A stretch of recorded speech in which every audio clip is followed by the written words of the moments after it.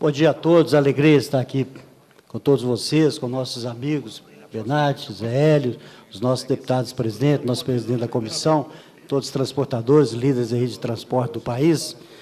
Com a satisfação e alegria de estar na abertura do 11º seminário, 12º Seminário Brasileiro de Transporte Rodoviário de Cargas.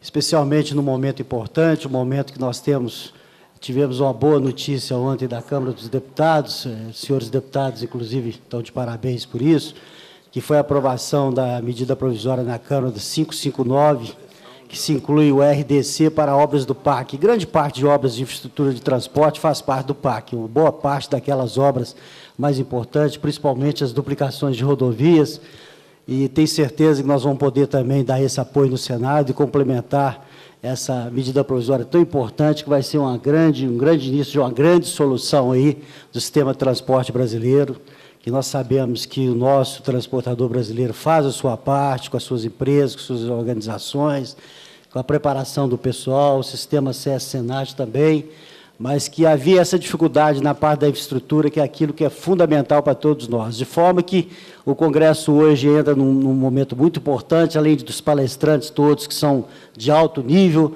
com certeza também irá ser complementado aí com essas boas notícias, que será, nos próximos meses, aí, soluções duradouras e definitivas para a infraestrutura de transporte brasileiro. Muito obrigado a todos e parabéns, Benatti, parabéns, Zé Hélio, e a todos vocês por esse seminário. Muito obrigado, senador, por suas palavras. Vamos passar a palavra agora ao deputado Nelson Marcheselli, procurador da Câmara dos Deputados. Muito bom dia a todos. Quero cumprimentar a mesa, ao cumprimentar o nosso presidente Washington, companheiro, amigo. E eu tenho um compromisso hoje aqui. Na Procuradoria, eu recebi muitas manifestações que a assessoria me compilou, e eu vou relatar alguma coisa para que seja debatido aqui, provavelmente nessa convenção. Essa publicação pegou a maioria de surpresa, pois poucos tinham conhecimento da mesma, e os autônomos menos ainda. O tempo da publicação e sua entrada em vigor é muito curto para que todos tomem conhecimento, interpretam-na e colocam-na em execução. Consta da lei 6 atuações já previstas em artigos e parágrafos que devem ser estabelecidas em convenção coletiva de trabalho. Essas convenções irão começar agora, em maio, em todo o Brasil, são regionais. Devido aos tempos de direção, as transportadoras terão, junto com as fábricas e comércio, replanejarem junto a essa nova situação, adequando-as, inclusive, às restrições rodoviárias e locais nas mais diferentes cidades. Isso demanda várias reuniões e replanejamento. Senhor presidente, eminente deputado Washington Reis, cumprimentar o corregedor da Casa, Marcheselli, cumprimentar todos os representantes de entidades de transportes aqui, na pessoa do Benatti, do Zé Hélio, representante do Ministério dos Transportes, meu querido senador e transportador, o Clezinho Andrade. Senhoras e senhores, eu fico feliz, presidente, pela 12ª vez apresentar requerimento à comissão muito bem presidida por Vossa Excelência e ser aprovado por unanimidade e ver a realização a cada ano, aqui no meio do ano, desse congresso, desse encontro, dessa aproximação das pessoas que contribuem para que este Brasil, a cada ano, seja melhor, a cada ano ele seja mais próspero. E eu costumo dizer aqui, já é a 12ª vez que falo, que os transportadores brasileiros, eles são uma grande parte, formam uma grande importância do desenvolvimento do país. Infelizmente, não são muitas das vezes, querido presidente Benatti, consultados para determinadas coisas. Os senhores vão me permitir discordar do que eu ouvi aqui na abertura deste seminário. Eu não posso sair daqui sem dizer o meu sentimento de desconhecimento do setor com relação a isso, meu sentimento de amargura. Não é verdade, deputado Gonzaga Patriota, que isto não foi discutido amplamente, não foi discutido com o setor responsável pelo transporte rodoviário de cargas no nosso Brasil. Isto tudo se iniciou com uma ação movida pelo Ministério Público do Trabalho no estado de Mato Grosso, mais precisamente na cidade de Rondonópolis, onde várias empresas de transporte ali foram autuadas pelo fato de não ter um controle efetivo. Está aqui o procurador Paulo Douglas, que foi, inclusive, o autor desta ação contra estas empresas, e chamando a CNT como ré, a Confederação Nacional dos Transportes como ré, porque esse processo veio para Brasília.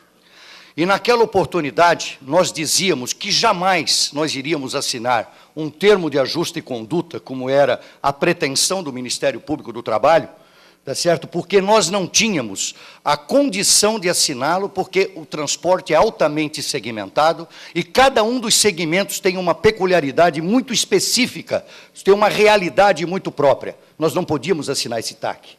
O que nós precisávamos era que realmente nós fizéssemos uma alteração na lei, que a lei fosse alterada, que fosse alterada a CLT, que fosse alterado o Código de Trânsito Brasileiro, para que pudesse, sim, daí, nós termos uma realidade no transporte rodoviário de carga do nosso país.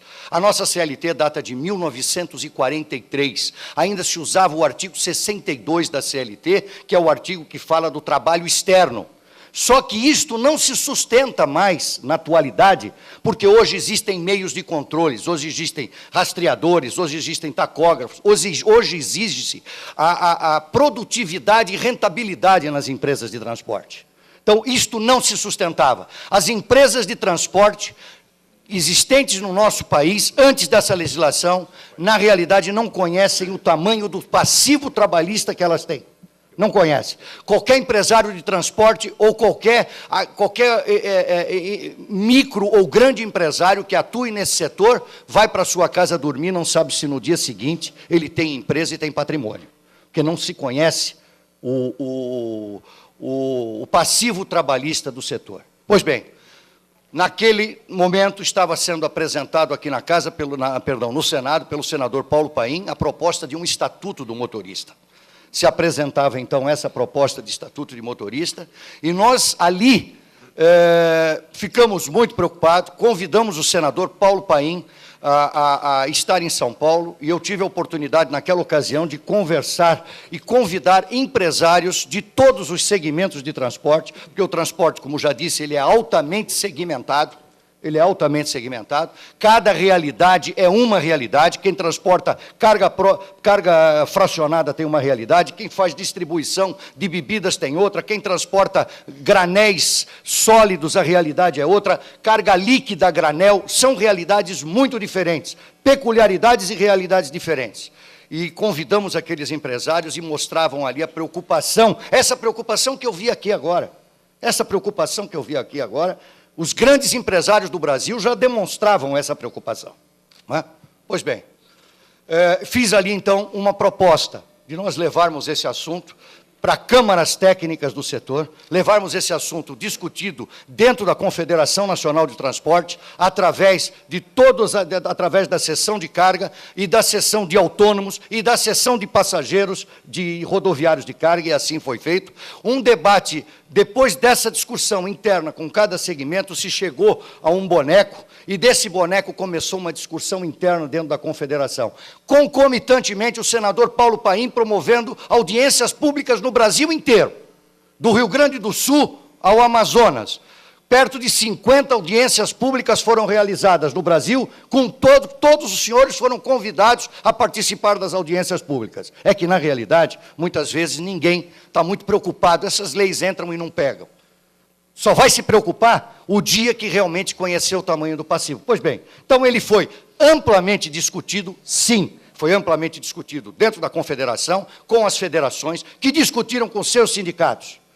E, na conversa com o Ministério Público, nós pedíamos, então, dentro dessas conversas, que aí se iniciaram com a Confederação Nacional dos Trabalhadores em Transporte, está aqui presente o senhor Omar, que é o presidente desta confederação, e toda a sua diretoria. Foram 4 anos e meio de reuniões e de conversas sobre essa questão. Amplamente discutido com os trabalhadores e com os caminhoneiros autônomos representados dentro da Confederação Nacional de Transporte.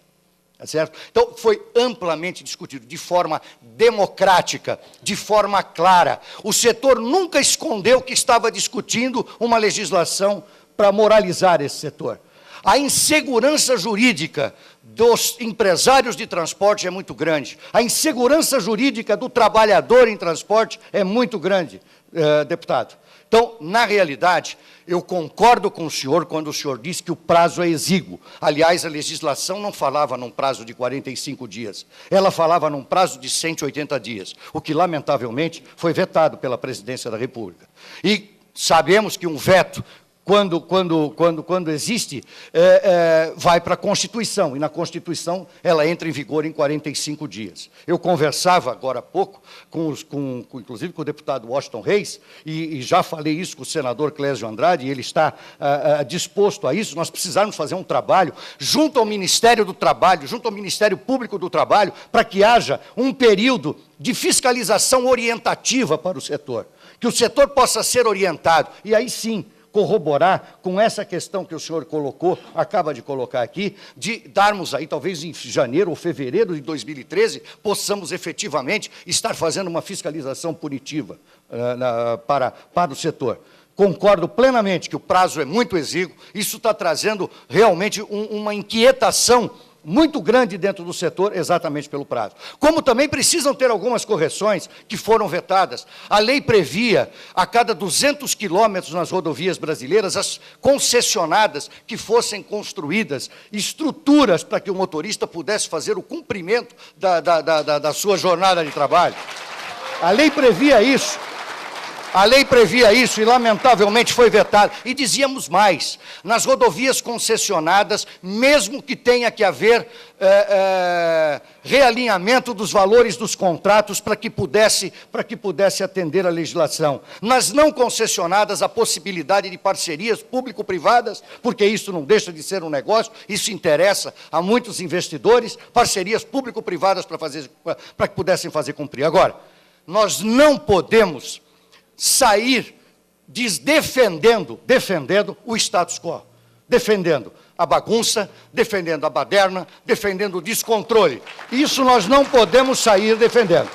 Isto nós não podemos sair defendendo. Nós, que somos lideranças do setor e temos responsabilidade para com esse país, responsabilidade para com os nossos funcionários, que nós pagamos os nossos impostos, nós não podemos permitir isso.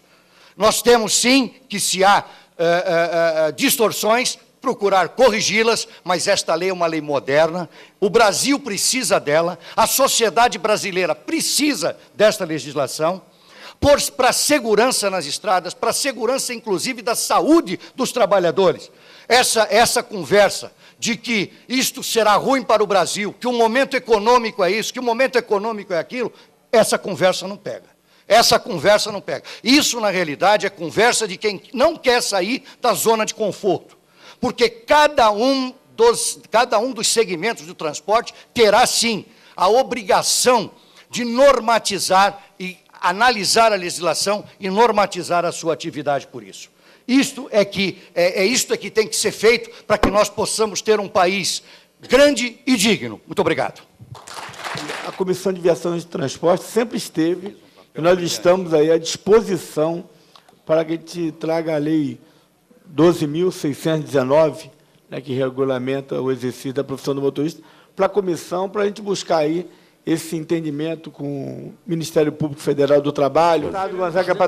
Só para pedir, senhor presidente, que determine a taquigrafia, que retire do meu discurso de abertura, quando informei que, e eu até peço desculpas ao presidente Penati, informei que havia recebido diversas manifestações, inclusive de entidades, de que não tinha conhecimento dessa lei. Mas eu retiro, peço para retirar da taquigrafia, já que o presidente Benato disse que houve uma ampla discussão, e eu retiro esse termo do meu discurso. Eu queria dar a palavra para um breve comentário ao nosso querido deputado federal, colega de trabalho aqui, Sandro Alex. Obrigado, presidente. Um bom dia a todos e a todas. Nós vamos abrir aqui o seminário com a participação dos nossos palestrantes e também todos terão espaço nesse seminário para perguntas. Eu considero, presidente, após ouvir apenas a abertura desse seminário, me parece, no mínimo, prudente que possamos trabalhar para que este prazo retorne ao projeto original. Me parece, no mínimo, prudente, após ouvir aqui a explanação dos senhores na mesa, até em respeito aos trabalhadores, como também aos transportadores. E esse é o compromisso que eu quero assumir aqui, como representante da Câmara dos Deputados, que nós vamos trabalhar para que isso retorne ao projeto original com um prazo maior, até para que esta lei entre em vigor, em respeito a todos os senhores e senhoras que estão aqui. Então, esse é o compromisso que a Câmara dos Deputados tem nesse seminário tão importante. Muito obrigado a todos.